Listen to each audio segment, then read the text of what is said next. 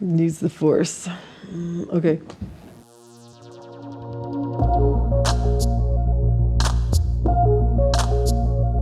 My name is Angie Roberts of 11th Phoenix Vibrations.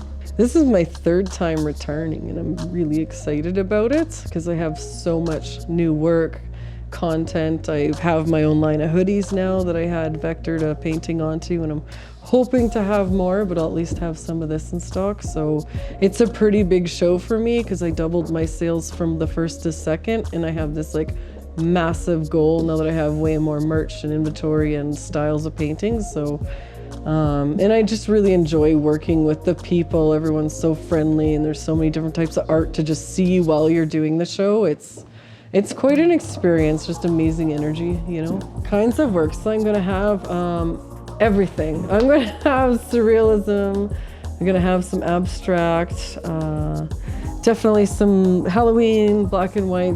You're gonna see like 50, 70 pieces of like so many things that a lot of people don't realize it's all the same artist. So, as you can see, a lot of fantasy though. Like I do a lot of range, but it also kind of goes into fantasy. And yeah, this is my newest one here. I just worked on last week because I realized as a crazy cat lady and a 6-year regular artist, I'm not painting cats. And I was like, blasphemy at this point because I have 4 cats.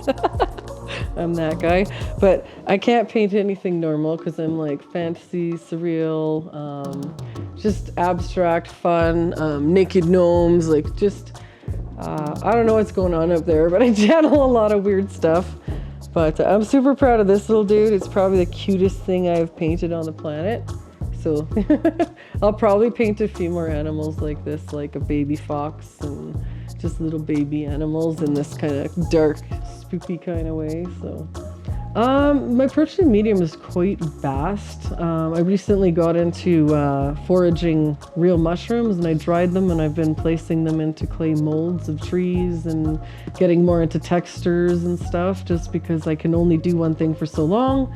I like to work with everything. I've done woodworking, I've done like wreaths, handmade clay mushrooms, and sculpted now. I'm starting to sculpt on canvas, working with textures. I did some mixed media live nature and such boxes. So I'm constantly inspired. I don't have enough time for my inspiration. As an artist, I feel like I've like 50 browsers at once open all the time, spamming me. Sometimes I just see another beautiful painting on Instagram, and all I know is I love all the colors they use, and then I'll take that and pour it on my paintbrush, and I don't know what I'm painting. It might be like a surreal path or just something funky, but it just kind of materializes. I used to like really like arts and crafts as a kid, and like, you know, shoebox slippers, and I'd make like candy machines out of you know, cereal boxes and all these levers and stuff. So I was always creative.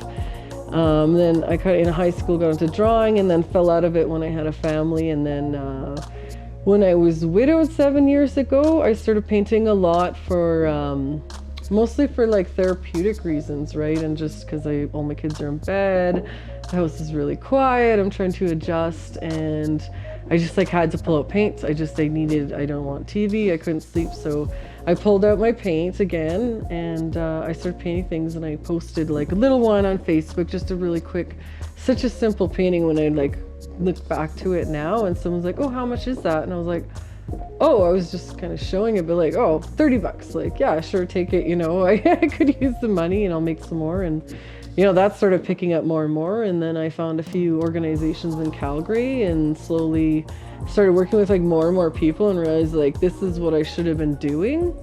And the irony about it is, when I was a little kid, I was like wanting to be an artist, and I never actually like was like strongly, passionately, willfully going that way. It was almost like constant fate kept pulling me back into it, from people, inspiration, other artists I've met, just people's relationship with my art. Sometimes I feel like it's for somebody, like, and even sometimes a year and a half down the road, that person owns it, and you know that was meant for them, and that's a whole other spiritual level of satisfaction when your art has such deep meaning to someone else. Like, it has a lot of meaning to me, but to see that reaction, like, means a lot to me.